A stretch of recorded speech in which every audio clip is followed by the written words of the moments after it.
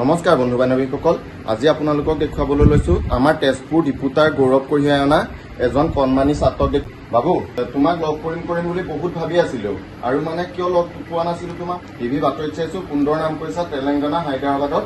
তুমি খেলকুদ প্ৰতিযোগিতাত ধুনীয়া আমাৰ অসমৰ নাম কঢ়িয়াই আনিছা। সেইকাৰণে তোমাক মই এটা সম্ভাষণো কৰিবলৈ আহিছো আৰু লগতে আমি দৰ্শককো দেখুৱাব আহিছো যেন বাবুজনক এটা আশীৰ্বাদ কৰে। কাৰণ এই বাবুজনক কিহৰ কাৰণে এটা আশীৰ্বাদ কৰিব লাগিব, তেওঁ নিজৰ দেউতাক জন্মৰ পিছত দেখাই নাই, তেনেকুৱাতে নিজৰ দেউতাকো ঢুকাইছে। বাবু, তোমাৰ দেউতাই আৰ্মিত কৰিছিলে ন? হয়। তুমি ক্লাছত পঢ়ি আছা, ক'ত পঢ়ি আছা জনাবাচোন। নমস্কাৰ, মোৰ নাম তেজস বৰাই, মই ক্লাছ 7 তেজপুৰত ন? তুমি এই খেলকুদ প্ৰতিযোগিতাটোৰ কাৰণে চিলেকশ্যন 2025ৰ কাৰণে হৈছিলা ন? আৰু খেলটো কেতিয়া পৰা হৈছিলে বাৰু তাত? খেলটো 19 তাৰিখৰ পৰা 23লৈকে। তাত তুমি ঘৰৰ কোনোবা মানুহ গৈছিলে নে তোমাৰ লৈ গৈছে স্কুলৰ পিনৰ পৰা? হয় হয়, সৰু আছা কিন্তু তেওঁ যে অকলে যাব পাৰিছা বহুত ভালো লাগিছে। আৰু আমাৰ তেজপুৰ ডিপুটাৰ লগতে অসমৰ তুমি বহুত নাম কঢ়িয়াব, ভাল লাগিল। সেইকাৰণে তোমাক এটা আমি সম্ভাষণো জনাম। এখন পুৰাণ গামোচাৰে তোমাক সম্ভাষণ কৰিলো বাবু, বহুত ভাল লাগিল। কৃষ্ণ, বহুত ভাল লাগিল। সদায় এনেকৈ আগুৱাই যোৱা আৰু লগতে বাবুৱে পোৱা পুৰস্কাৰখিনি অকণমান দেখুৱাবলৈ যত্ন কৰিম।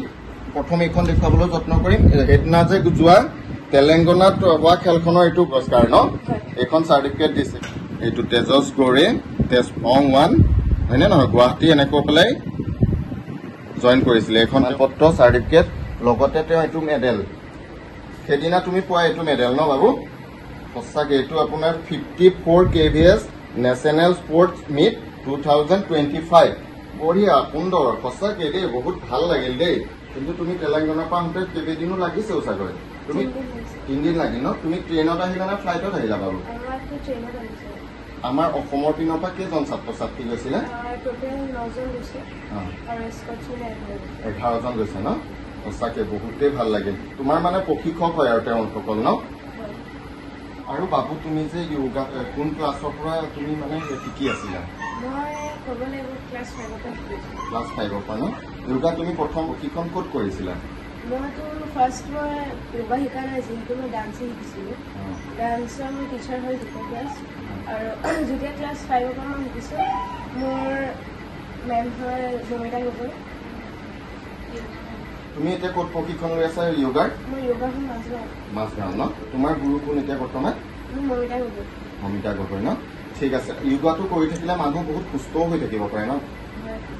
শৰীৰটোও ভাল থাকে আৰু য়োগাটো কৰি থাকিব লাগে ন? চাগে মানুহে য়োগাটো কৰি থাকিব লাগে, শৰীৰ বহুত সুস্থ থাকে। আৰু বাবুৱে এটা কথা ক'ব লাগিব, বাবুৱে যিটো য়োগা কৰিছিলে সঁচাকে দেখি বহুত ভাল লাগে। সঁচাকে তোমাৰ আমাৰ দৰ্শককো তুমি কৰা অকণমান য়োগা দেখুৱাবলৈ যত্ন কৰি আছো বাবু।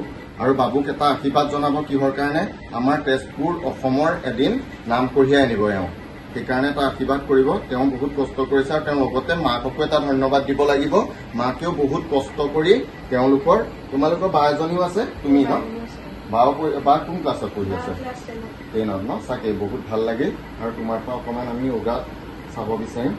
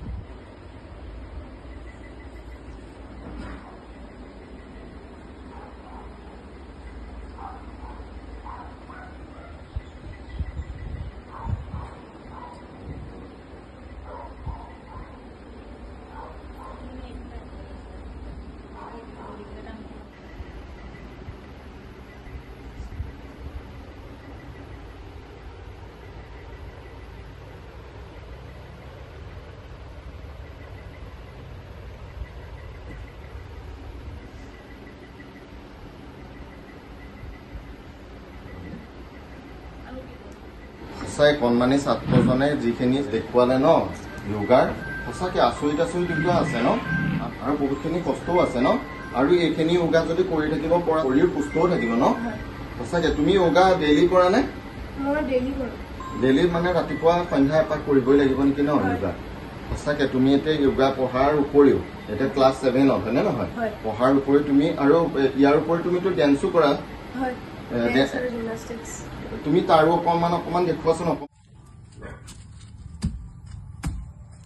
ছাত্ৰজনক ধন্যবাদ কিয় কাৰণে দিব লাগিব তেওঁ জিমনাষ্টিকৰো বহুতখিনি অনুশীলন জিমনাষ্টিকৰ ধুনীয়া অনুশীলন হৈ থাকে ন তোমাৰ প্ৰেক্টিছ হৈ থাকে এইটো এতিয়া কি মাৰিলা তুমি এইটো round off back handspring এইটো ন আচৰিত কিন্তু এইবিলাক মাৰোতে বহুত কষ্টও ন কষ্ট আছে বহুত আৰু মাকেও তেওঁ বহুত কষ্ট কৰিছে সেইকাৰণে এই ছাত্ৰজনক আপোনালোকে এটা আশীৰ্বাদ জনাব তেওঁ যেন আমাৰ তেজপুৰ ডিপুটাৰ এদিন সুনাম কঢ়িয়াই আনে লগতে অসমৰ আৰু ভাৰতবৰ্ষৰ এদিন তুমি নাম কঢ়িয়াই আনিবা বুলি আশা থাকিল সেইকাৰণে আপোনালোককো দেখুৱাই গলো এই কণমানি ছাত্ৰজনক আপোনালোকে আশীৰ্বাদ কৰিব যেন তেওঁ কিবা এটা জীৱনৰ ভৱিষ্যত উজ্জ্বল নাম কৰে আৰু কিবা এটা আমাৰ অসমৰ কাৰণে ভাল নাম কঢ়িয়াই আনে তাকে চাই যাব ধন্যবাদ